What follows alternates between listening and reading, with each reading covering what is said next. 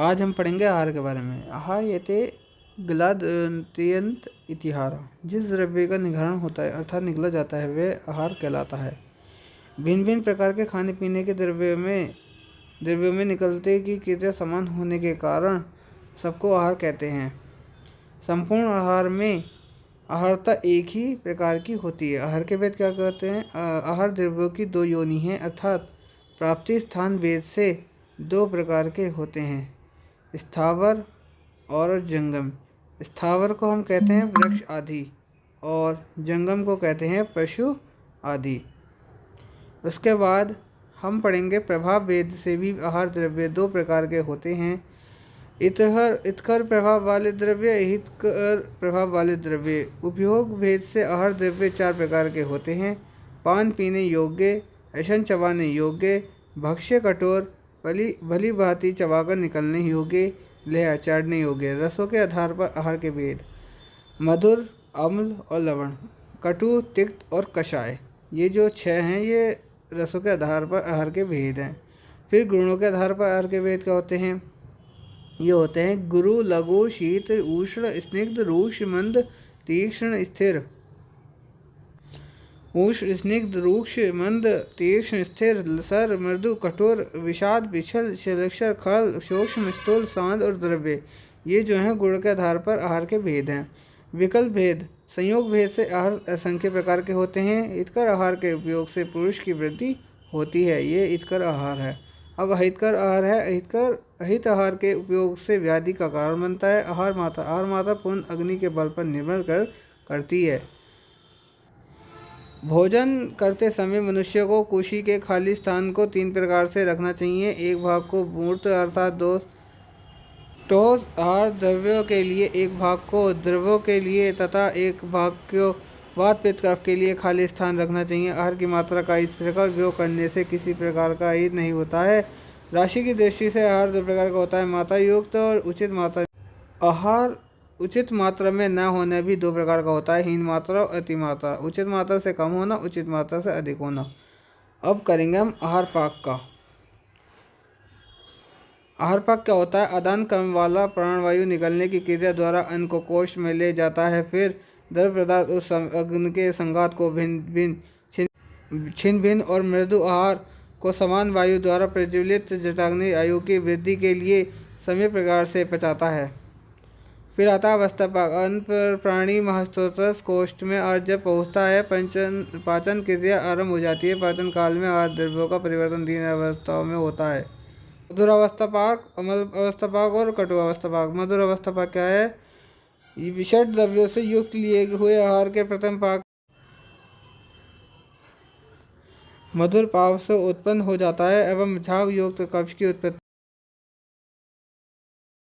हम इसके पश्चात मतलब मधुर अवस्था के बाद अन्न विदगत होकर अम्लीय भाव को प्राप्त होता है। यह अम्लीय हुआ अन्न जब वाच मनस्य में प्रवेश करता है तो शुद्ध पित्त की उत्पत्ति होती है। उसके बाद आएगा कटु अवस्था पाक। जब लिया हुआ आहार पक्वाशय में पहुंच जाता है एवं अग्नि द्वारा सुखाकर पिंड रूप में परिवर्तित हो जाता है, तब उसमें कटु भाव उत्पन्न हो जाता है, जिस कारण उस समय पर वायु की उत्पत्ति अथवा वृद्धि होती है। अब आगे स्रोतस शरीर।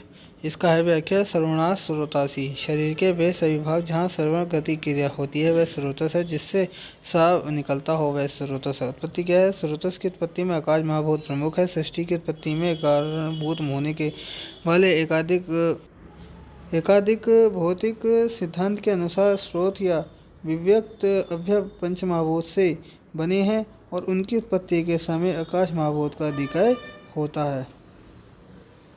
संख्या की बात: आचार्य चरक के अनुसार स्रोतों की संख्या 13 है। आचार्य सुश्रुत के अनुसार स्रोतों की संख्या 11 × 2 = 22 है। आचार्य सुश्रुत के अनुसार प्रति बुक स्रोतों की संख्या 1 है। पुरुषों में 1 होती है और स्त्रियों में 12। भागवत के अनुसार इनके स्थान: चरक के अनुसार, सुश्रुत के अनुसार प्राणवय स्रोत, उदकवय स्रोत, सान्वय स्रोत, रसवय स्रोत, रगवय स्रोत, मांसवय स्रोत, वेदवय स्रोत, अस्थिवय स्रोत, मज्जावय स्रोत, शुकवय स्रोत, मूत्रवय स्रोत, पुरुषवय स्रोत, स्वेद व स्रोतस, ये 13 हैं भी इसमें, और चरक और सुश्रुत के अनुसार वही पढ़ेंगे। प्राणव्यय में आता है हृदय और महास्रोतस, उसमें सुश्रुत में आता है हृदय और रसवाहिनी धमनियाँ। तालु और क्लोम आता है, उसमें तालु और क्लोम आता है। अमाशय और वाम पार्श्व, अमाशय और अन्नवाहिनी धमनियाँ। हृदय और 10 धमनियाँ, हृदय और रसवाहिनी धमनियाँ। यकृत और प्लीहा। फिर आता है इसमें स्वेद स्रोतस के बाद अर्थव स्रोतस, उसमें आता है सुश्रुत में गर्भाशय और अर्थवही धमनियाँ। अन्वय स्रोतस क्या होता है? अन्वय स्रोतस का मूल अमाशय और वाम पार्श्व होता है।